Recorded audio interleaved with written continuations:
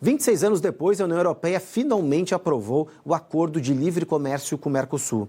Mesmo com a resistência por parte do governo francês, a assinatura oficial do acordo deve ocorrer na próxima semana no Paraguai. Sobre esse assunto, a gente conversa ao vivo com o professor José Niemeyer, professor de Relações Internacionais do IBMEC do Rio de Janeiro. Professor, muito bom dia, uma excelente sexta-feira para o senhor. Oi, Cássio, bom falar com você e com o assinante da Band News. Bom, professor, depois de 26 anos, hein? Quem diria, finalmente esse acordo vai sair do papel. Eu gostaria que o senhor fizesse uma leitura. A gente sabe que teve resistência por parte de alguns países, principalmente da França, mas, ultimamente, a sinalização da Itália e, é claro, a invasão dos Estados Unidos na Venezuela acabou, de certa forma, acelerando um pouquinho essas tratativas. Como é que o senhor analisa este acordo e, é claro, também essa negativa por parte da França? Olha, deve ser aprovado com voto favorável de 27 países que têm população para aprovar, porque na União Europeia, na Comissão Europeia, precisa passar.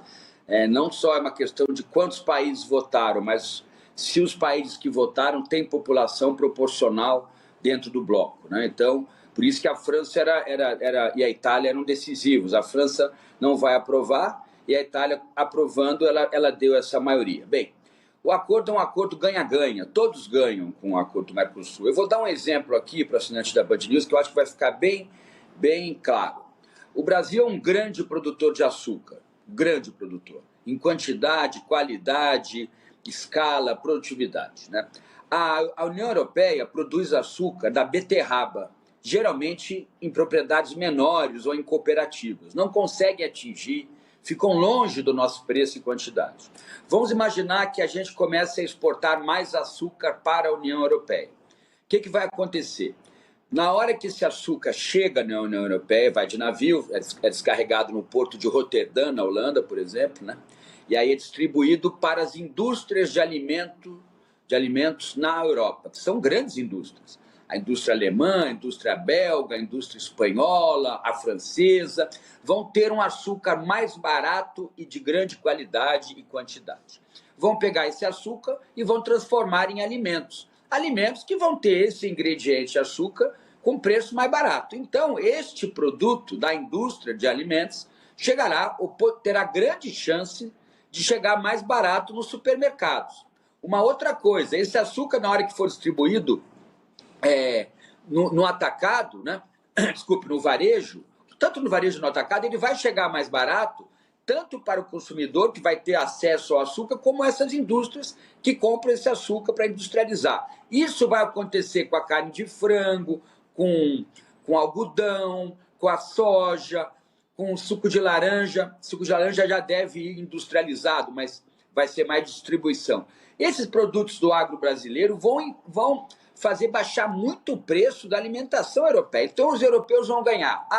Mas os agricultores franceses não vão, porque eles são, além de serem produtores que produzem produtos que o Brasil produz, eles vão ter que fechar as fazendas, porque não vão competir com o preço do açúcar, do frango, do mel, da fruta. Pode ser que eles tenham que deixar de ser fazendeiros e irem para outro ramo, ou tentar nas suas fazendas, nas suas propriedades agrícolas e pecuárias, produzir um outro produto, que também é possível. Passarem, por exemplo, para a produção de uva. A França é um grande produtor de vinho, de repente começarem a participar mais da cadeia do vinho. Todavia, com relação a vinho, o Brasil também pode ter oportunidades, porque até a nossa uva, o nosso vinho está ficando competitivo com relação aos vinhos europeus. Então, com relação ao agro, o Brasil vai ganhar muito. Pode ser que fazendeiros de alguns setores específicos do agronegócio francês ou italiano ou de outros países percam. Mas esse é o mercado, Essa é a questão da oferta e da procura. Não esquecendo, né, de dizer que na Europa os produtores de todos os países recebem subsídio. O Estado ajuda a produzir, dando subsídio, garantindo preço. Isso não existe no Brasil. Então, seria muito injusto continuar como está. São países europeus que recebem subsídio e, mesmo assim, nós temos mais preço, quantidade e qualidade que eles. Ou, pelo menos, preço e quantidade. Pode ser que a qualidade seja igual em alguns produtos, mas temos mais preço e quantidade. Então, é muito importante o acordo para o agro. Só que aí os industriais europeus, os produtores de serviços europeus, satélites, internet, produtores de produtos industrializados como a Alemanha, a França, a Bélgica, produtores de motores, máquinas, equipamentos, vão exportar muito mais esses produtos e serviços para cá, que vão ficar mais baratos aqui. Pode ser que o Brasil comece a importar uma linha de peças ou de motores que faça com que o nosso automóvel que é produzido aqui, que esse motor chegue da Alemanha, por exemplo, fique mais barato, né, no tempo, no espaço. Então, isso vai baratear produtos no Brasil. Nós vamos importar insumos e produtos semi-industrializados lá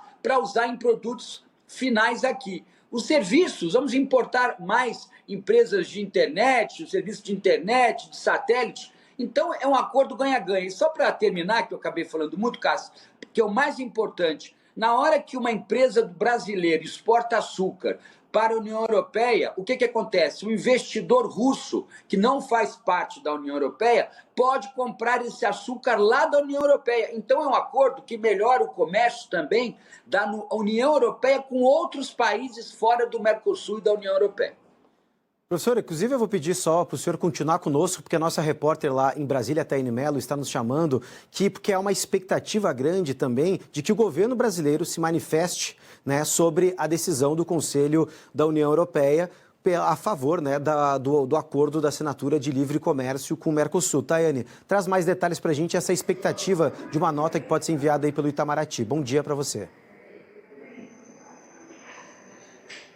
Pois é, Cássio, a gente está aqui de olho, né, todo o tempo para ver se o Planalto ou o Ministério das Relações Exteriores irão emitir uma nota, né, se posicionando a respeito desse acordo que é de bastante interesse aqui do Brasil. A gente lembra que o presidente Lula articulou bastante, inclusive, para que isso fosse para frente, mas a gente sabe que ainda está em andamento, né, ainda tem bastante tempo ali até o início da tarde para que esse acordo seja, então, formalizado e, por isso, deve até o momento não ter nenhum anúncio. Isso é o que circula aqui de informações de bastidores, Cássio. Então, governo, claro, vai ser uma vitória para o governo brasileiro, mas o posicionamento deve vir com bastante cautela. Mas já pedimos aqui um posicionamento tanto do Itamaraty quanto também aqui do Palácio Planalto. Estamos aguardando e de olho também para ver se o presidente Lula vai se posicionar na rede social, vai, enfim, divulgar alguma informação, alguma primeira informação por meio de alguma rede social. Cássio, qualquer novidade, eu volto aqui com você. Combinado, Tayane. Obrigado pelas informações. Bom trabalho para você em Brasília. Professor, retomando a nossa conversa sobre este acordo, eu gostaria de ouvir do senhor sobre toda, claro, logo essa demora, essa tramitação, essa discussão, um acordo que começou a ser discutido lá em 1999, olha só quanta coisa aconteceu, quanta coisa passou, inclusive os acordos já estavam defasados, teve que ser modernizado, modificado ao longo desses últimos anos, mas chamou muita atenção ainda a posição por parte do presidente francês Emmanuel Macron, que mesmo com a aprovação no Conselho da União Europeia, se mostrou contrário e vai seguir contrário a essa decisão. Essa decisão do Macron de ser contrário, pelo menos o veto desse acordo de livre comércio, foi uma decisão muito mais política da econômica, já ouvindo ou pelo menos evitando uma pressão interna ainda maior que ele sofre dentro do governo? A motivação do presidente Macron é eminentemente política, né? Ele tem muito receio que o campo francês, que as grandes cidades produtoras do agronegócio francês comece a haver um processo de êxodo dessas pessoas para as periferias de Paris. Eu acho que é esse o maior receio e isso fazer com que os serviços públicos em Paris e nas cidades maiores ao redor de Paris, com esse êxodo rural, pessoas saindo do campo que vão deixar de produzir num cenário que eu considero muito catastrófico, não acho que vai ocorrer, mas nesse cenário catastrófico comece a inviabilizar ou a prejudicar muitas políticas públicas em Paris e nas grandes cidades francesas que vão receber mais pessoas que vão vir do campo em função de terem que fechar suas fazendas. Mas acho isso um exagero, até porque o subsídio vai continuar. Saiu um pacote agora, adiantaram o subsídio da política agrícola da União Europeia, adiantaram o que seria pago mais à frente, estão pagando agora. Eles fizeram uma garantia de preço mínimo. Se o preço do produto brasileiro, do agronegócio, chegar a um determinado preço, não vai poder entrar. Então, tem outras salvaguardas que a Comissão Europeia o que estuda a parte econômica da União Europeia, né, o planejamento econômico fez com relação ao impacto, por exemplo, do agronegócio, mas eu reitero, eu não tenho dúvida nenhuma que a França, que a Alemanha, que a Espanha, que a Bélgica, que Portugal vão exportar produtos e serviços, e que isso vai fazer com que o PIB europeu, da União Europeia, o Produto Interno Bruto, aumente bastante, e vão exportar produtos sofisticados. E outra questão que eu mencionei aqui, Cássio, que eu acho importante deixar claro para o assinante da Band News, eles vão exportar serviços, porque na hora que o Brasil tiver com uma licitação para a construção de estradas, obras de infraestrutura muito grandes, quem vai poder participar? As construtoras europeias. Então isso vai ser bom para também a competição interna no Brasil na hora de você fazer as licitações das grandes obras de saneamento básico, infraestrutura, estradas, portos, aeroportos. As grandes construtoras europeias vão poder vender o serviço e participar aqui. É o que nós chamamos de compras governamentais. Isso está também no acordo, é aquilo que o Brasil vai importar de serviços com relação às suas obras de grande porte aqui no Brasil, por exemplo. Professor, como eu disse, né, é um acordo que foi feito lá em 1999, de outro século. Praticamente há 2 anos foi destravado. O presidente Lula, até mesmo quando estava na presidência rotativa do Mercosul, tentou, de certa forma, avançar um pouquinho mais nessas negociações. Não aconteceu no final de 2025 e agora a gente viu ele sendo aprovado no comecinho de 2026. Essa virada de chave, principalmente do posicionamento favorável da Itália, que se antes mostrava um pouco com maior resistência, mas agora, querendo fazer esse acordo, foi decisivo para esse avanço, para a aprovação de hoje?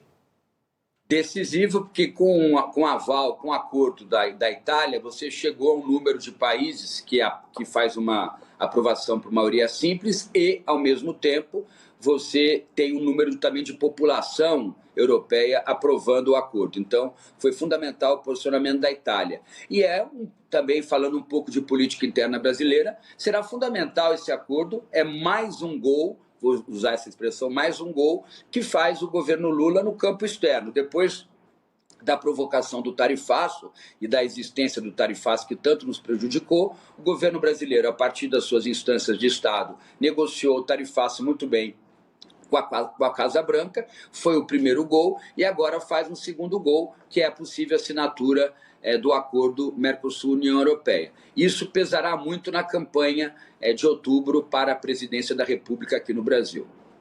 Perfeito, professor. Muito obrigado pela sua participação. Sempre bom te ouvir para a gente entender um pouquinho mais desse cenário que está se formando em relação a esse acordo comercial entre a União Europeia e o Mercosul. Uma boa sexta-feira para o senhor e um bom final de semana. Cássio, é sempre muito fácil falar com você porque as perguntas são de alto nível. Um grande abraço a você e ao assinante da Band News.